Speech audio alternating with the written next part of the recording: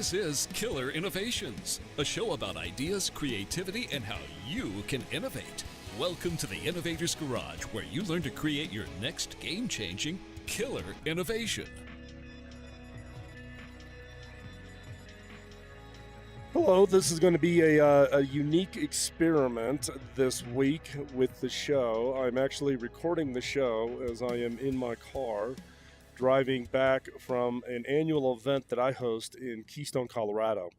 It's a 2-day event, roughly about 400 people in attendance, talking about technologies and innovations 3 to 8 years out. It's also the event each year where we do the premiere of our vision videos. We call that the near future. So actually, if you want to go check that out, you can just go over to YouTube and search for the near future, and you can see the 2016 release, the 2017, and fresh off the premiere, which occurred yesterday morning, is this year's near future. At this conference, I deliver 2 keynotes, one at the start of each day. And what I want to talk about is about the questions I get in these keynotes. They're pretty insightful, I think, about what's on people's minds.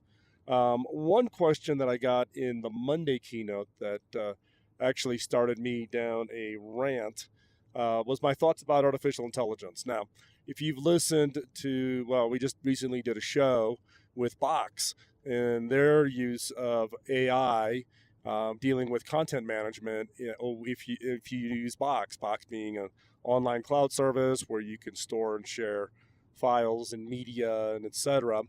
And it was pretty insightful as far as how Box looks at artificial intelligence. If you go back even further, I did an interview with Stephen Guggenheimer, who is the vice president, corporate vice president at Microsoft, and oversees the AI work at Microsoft at the CES. So I did that at the Consumer Electronics Show this year. So the show came out, I'm guessing, somewhere in February, if I recall correctly. So those are 2 shows I've done already on AI. But this was a unique question. The question on Monday was specifically around in my thoughts on AI, and did I share or agree or disagree with other technology industry leaders, their thoughts on AI.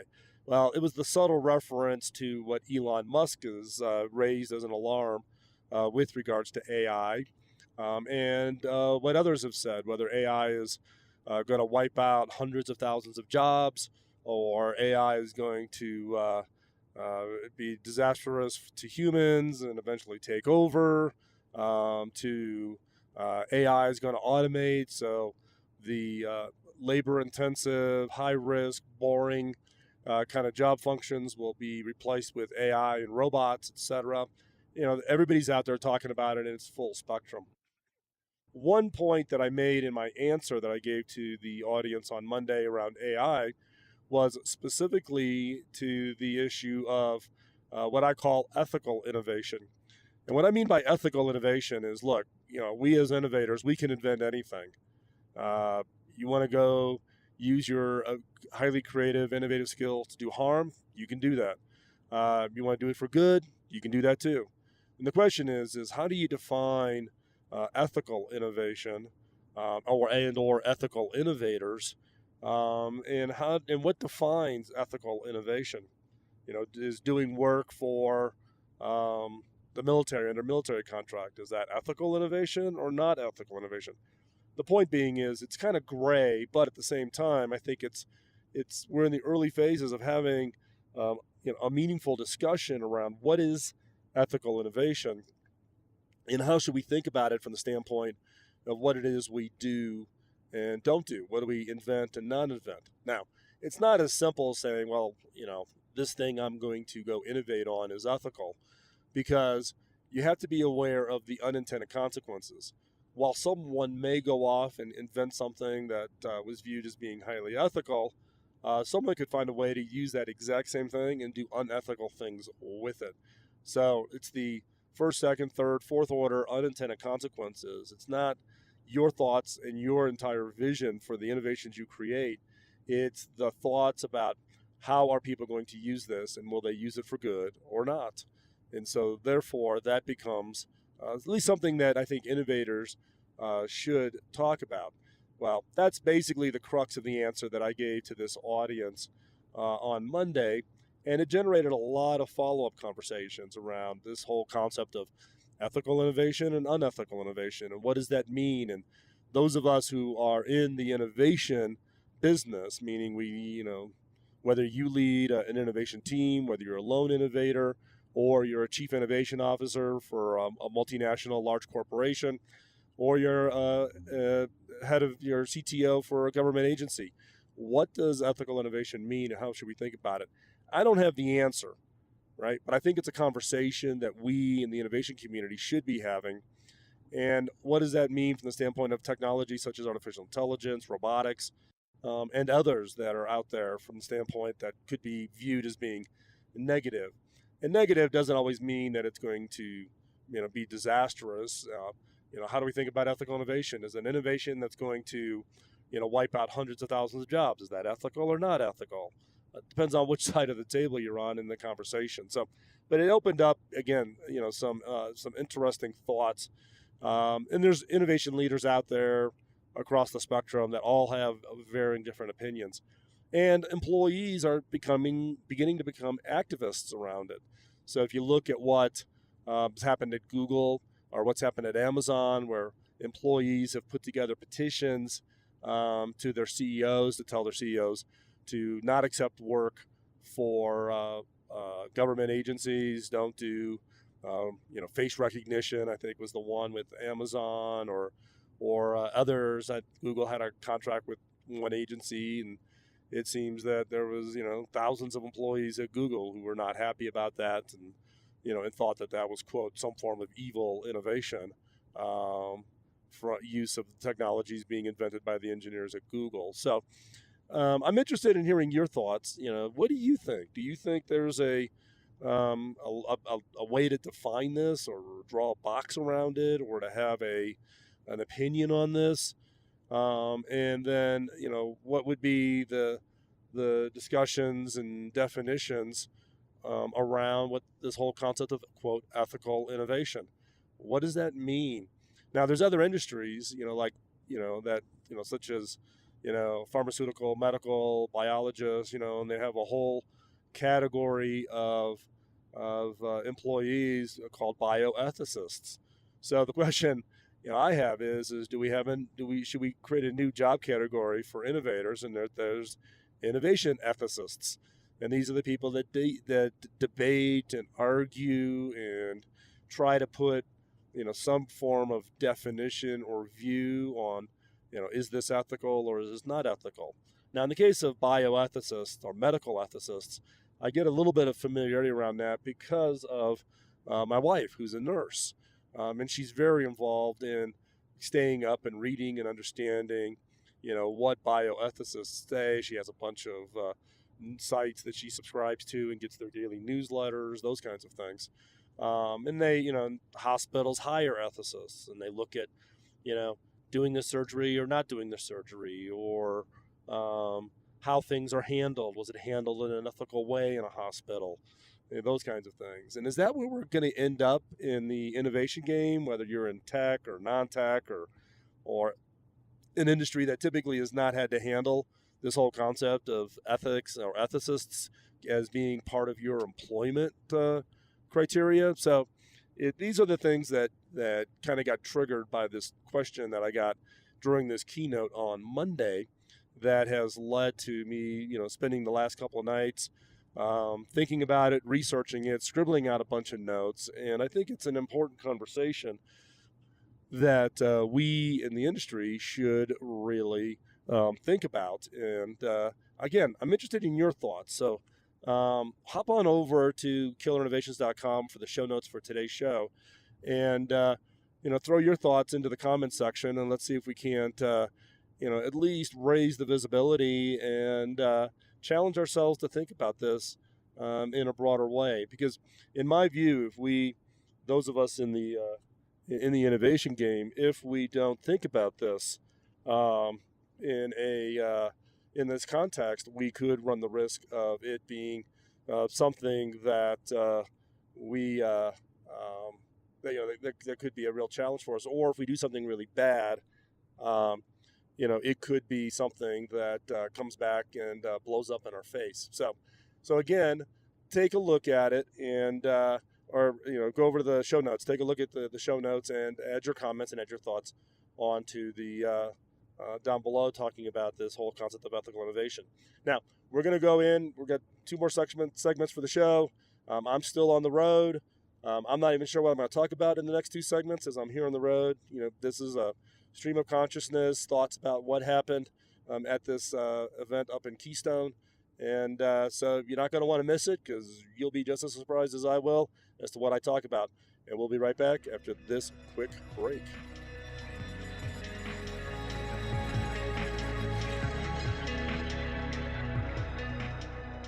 Welcome back. Obviously, I entice you to stay with the show today and listen to segment 2. I am still in the car, driving from Keystone, Colorado, back down the mountains to Denver. As I said at the beginning of the show, I just wrapped up an annual 2-day conference that I host in Keystone with my team. We have about 400 people come into Keystone every year, and we talk about innovations and technologies, looking 3 to 8 years out into the future. It's a closed event, meaning 100% of the attendees are all under non-disclosures, and so therefore you won't be reading much in the way of news or articles about any of the innovations or technologies we show or talk about or discuss or think about at this conference. It's information shared with the attendees for the attendees to use to the advantage of their businesses. And it's always a great event. Like I said, I literally just got in the car up in Keystone, and I'm driving down the mountains here. It's a beautiful day. And I just thought I'd grab the microphone and just do a stream of consciousness with you and share some of the highlights of the discussions that I can share, that I can make public. In segment 1, we talked about ethical innovation. That was one area that was of key importance. The other is around the pace of innovation, and combined with that with what I call innovation absorption.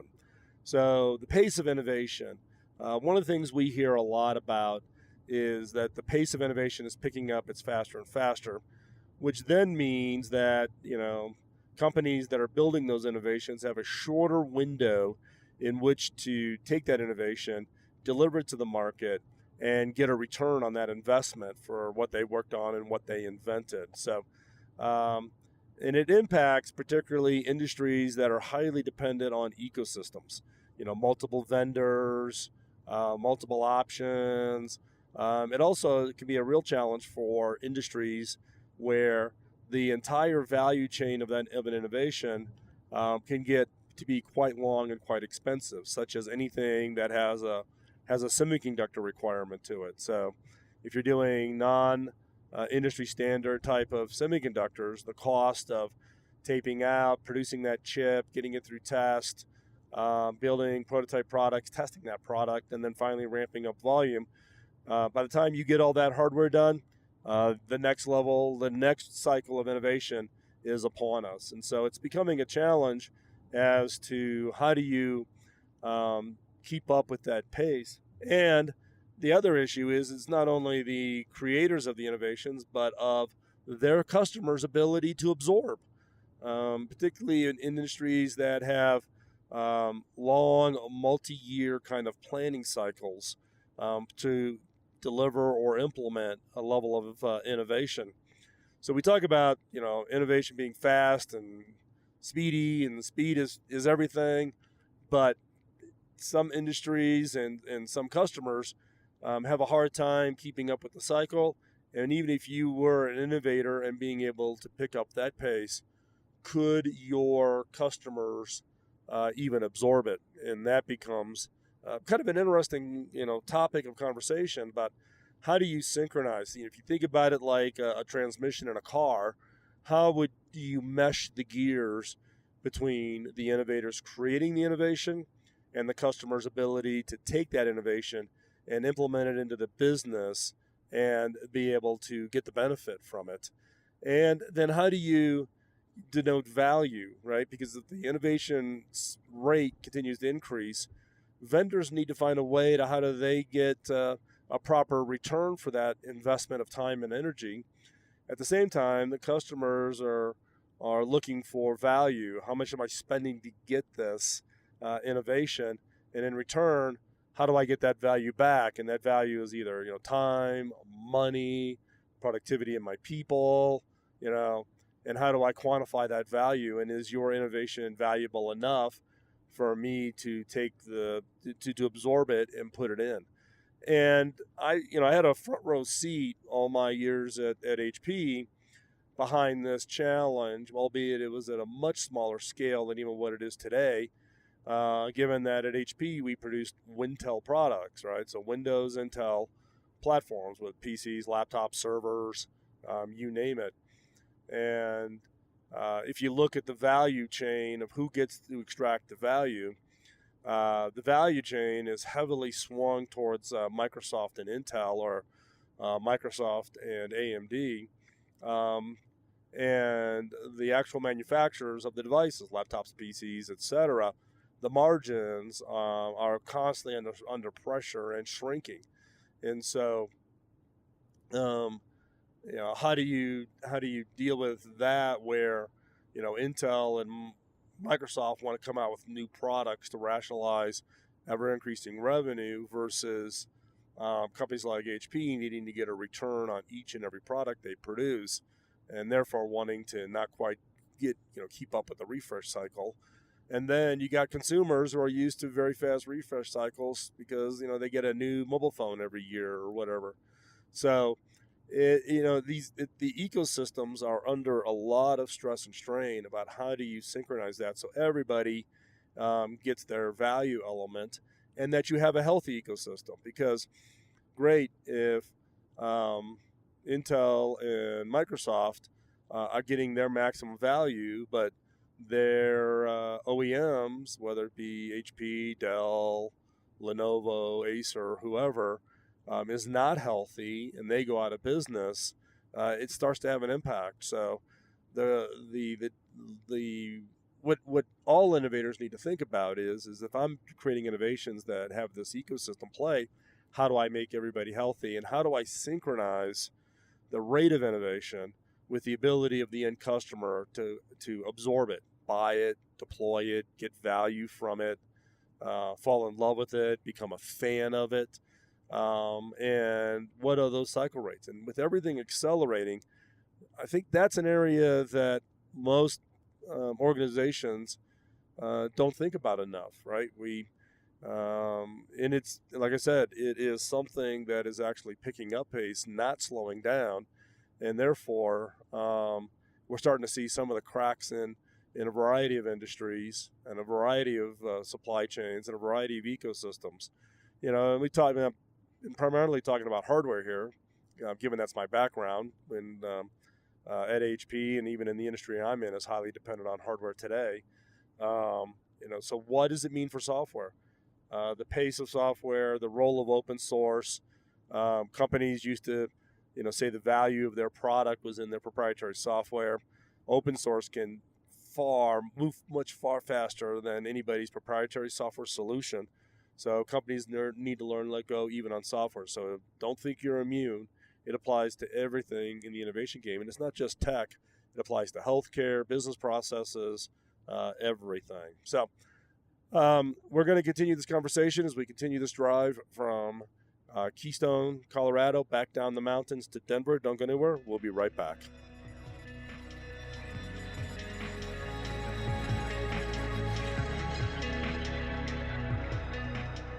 Welcome back. Yes, we are continuing this experiment. I am still in the car driving from Keystone, Colorado to Denver, Colorado.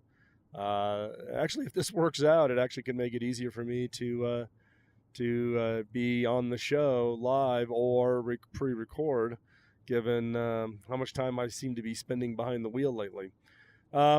The conference that just wrapped up in Keystone, again, this is an annual conference. It is a closed conference, so it's everybody's under non-disclosure, so the information doesn't get shared around it.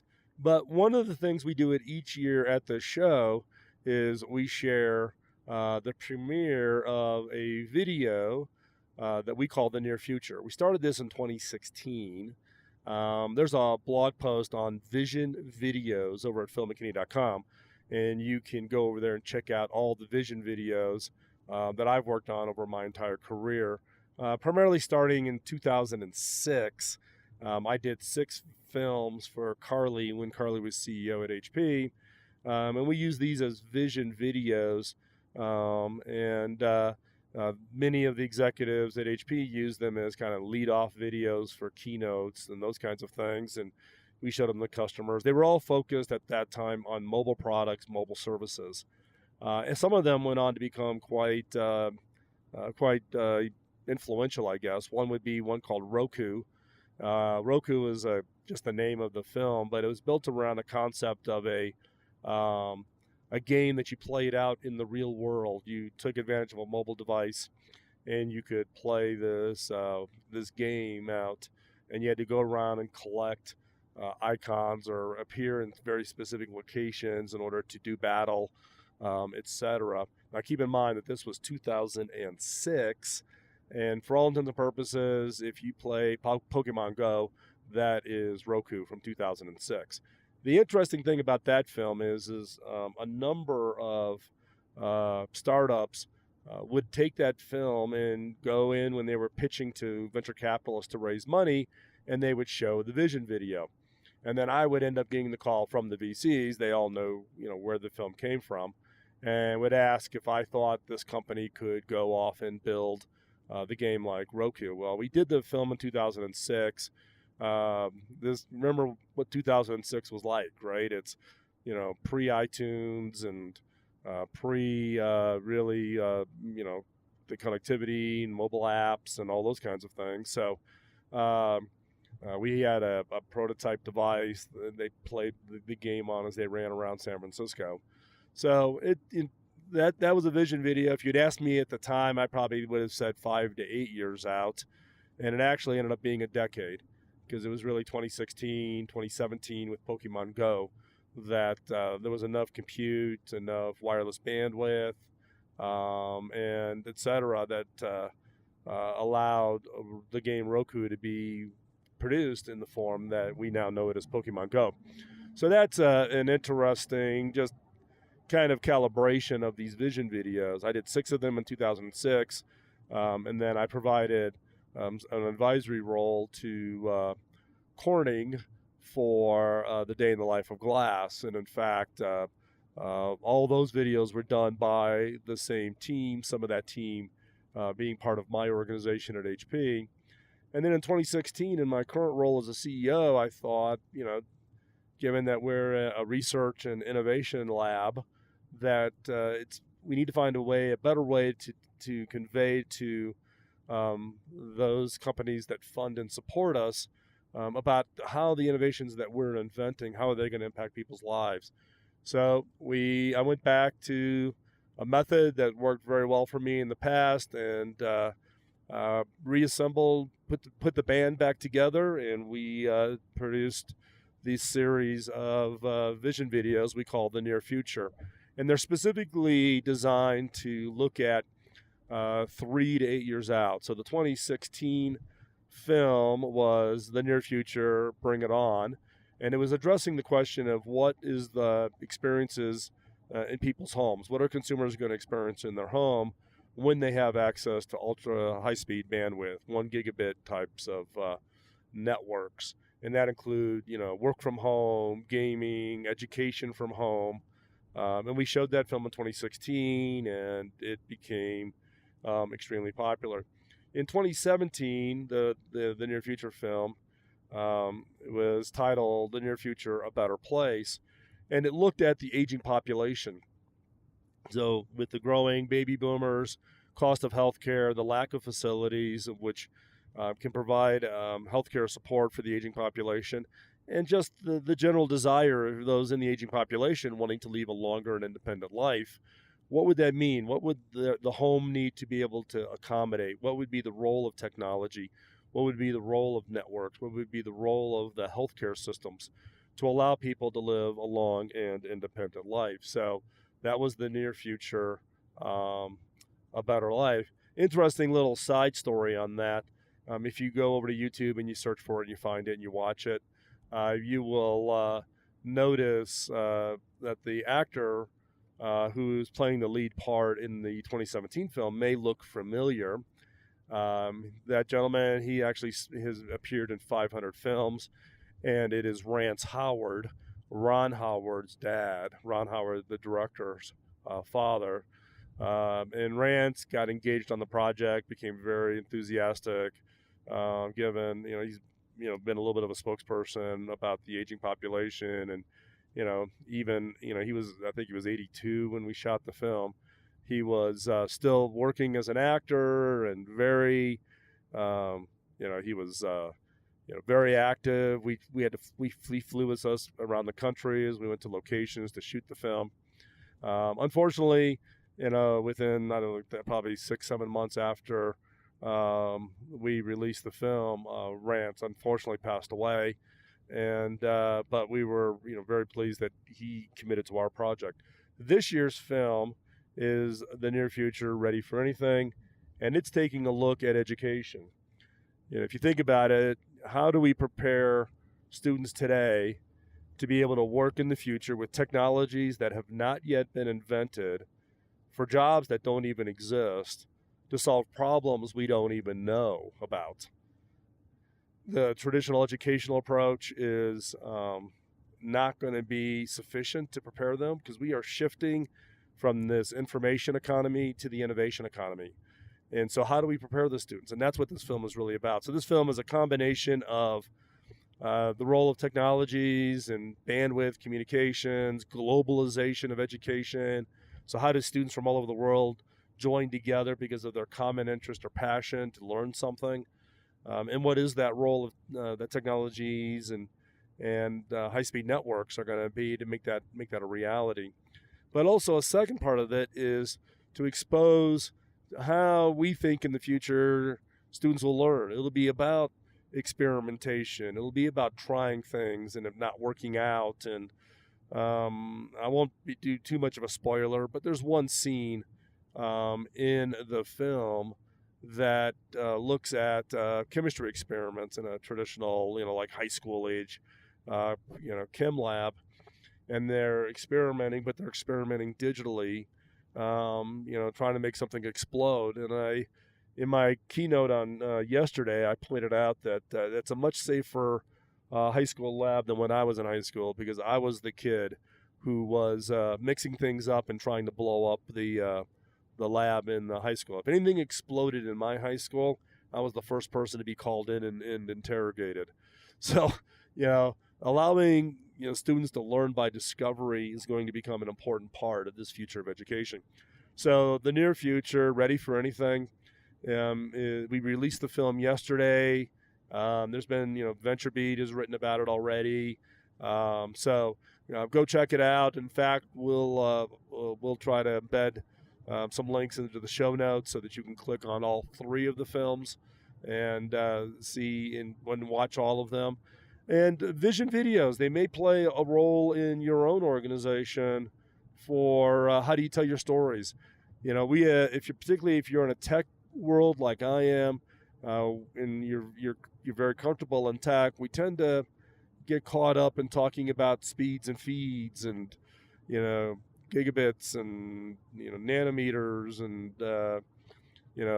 network latencies and all those kinds of things. And you're talking to other executives or end customers or government agencies, and their eyes are glazing over.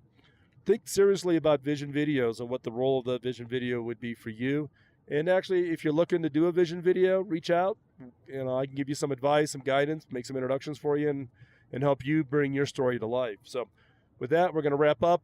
The last segment will be 10 minutes to new ideas, so don't go anywhere. You're going to want to sit right there and now get your notebooks out, and let's see what ideas we can come up with.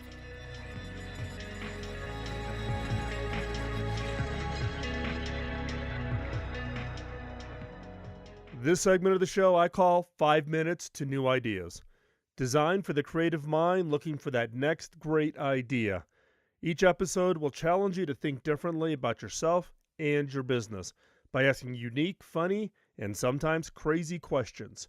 Get your notebook out and be ready to uncover that game-changing idea. Here is 5 minutes to new ideas.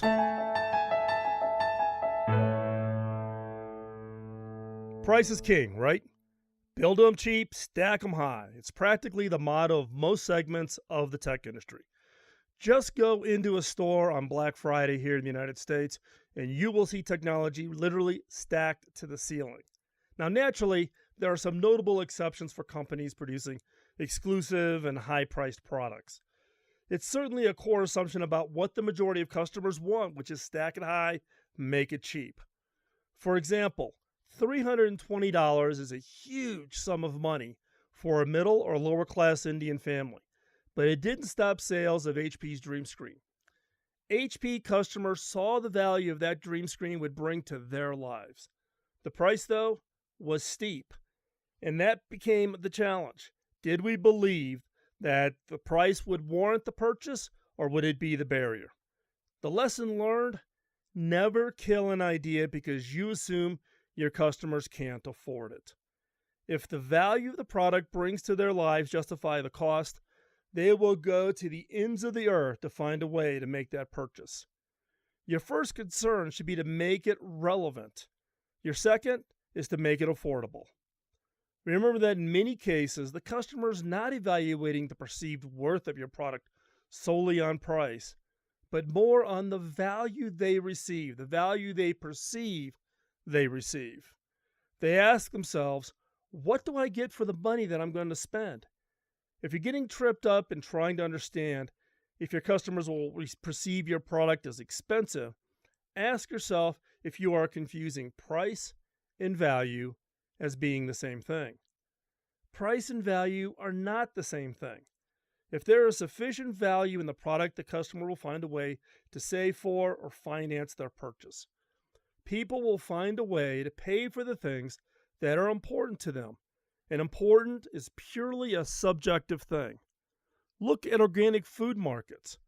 Vegetables that are certified as organic cost an average of 50% more than non-organic. Organic milk and meat can be as much as twice the price of conventionally raised products. Now, everybody benefits from healthy foods. I get that. But there's still no definitive study showing that an organic head of broccoli is dramatically healthier than its conventionally raised counterpart.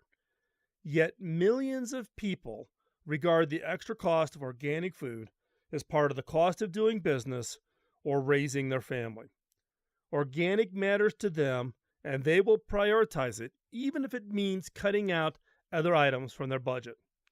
Now, there are other ways to give a customer access to products that are theoretically too expensive for them to purchase. In the last 5 years, businesses that allow women to rent luxury items for monthly fees have become a huge trend. BegBorrowAndSteal.com allows a user to rent a Chloe handbag for $225 a month. At the end of the month, the customer returns the handbag and receives a new designer item in its place. The bag would have cost her more than $1,500 to buy it new. Other companies rent designer dresses for roughly 10% of the purchase price. The woman rents it, wears it, and returns it a few days later. There are questions here about whether these smaller rental companies are harming large luxury brands by devaluing their products they rent, or could be benefiting them by extending the brand's reach to a new audience. There are good reasons why Gucci, for instance, does not rent their dresses and bags directly to a customer. The person who purchases a dress for several $1,000s does not want to see it worn by her assistant for a tenth of that price. However, if that assistant then goes out and buys the perfume to go with the rented dress and begins a longer-term relationship with a brand like Chloe or Gucci or Louis Vuitton, then maybe it ultimately benefits these brands. The same goes for those who rent expensive sport cars for that special event from companies like Gotham Dream Cars. Here you can rent a Lamborghini Aventador, a car that retails, get this, for $468,000. A car way out of the price range for 99% of the people. What does that rental cost? $2,500 for a 3-day rental. That 3-day rental is just enough time to impress that college reunion, to celebrate that special anniversary, or to pick up that client and win that deal. Either way, it's an interesting and innovative way to tap into people's desires, passions, provide them with the things they need and want, but wouldn't be able to consider even buying it given their income level. So ask yourself, who am I not selling to because I think they can't or won't pay for my product? Don't give up. Dig deeper. Is the expense of your product in some way central to how your customers think or feel about it? Would you benefit from having more people able to afford what you sell, or does its exclusivity magnify your potential customers' desire to buy it? Do not discount potential customer segments because of what you perceive their willingness is to pay. Remember, price and value are not the same thing. I'm Phil McKinney, and thanks for listening.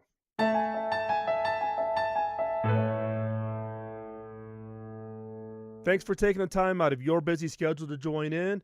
If you have any comments or suggestions, drop me a note over at phil@killerinnovations.com. Now, the reason I've been doing this show since 2005 is to pay back my early mentor by paying it forward. My first mentor, Bob Davis, invested an immense amount of time in training and coaching me, which had a major impact on my career. When I went back and asked him how I could pay him back, he just laughed and said I couldn't. I had to pay it forward. If I could ask for a favor, could you help me pay it forward? How? 1, give us a rating wherever you get your podcasts, as that helps spread the word. And 2, by telling others about the show. This episode of Killer Innovations was produced by the Innovators Network. You can find the show notes and the entire show catalog over at killerinnovations.com.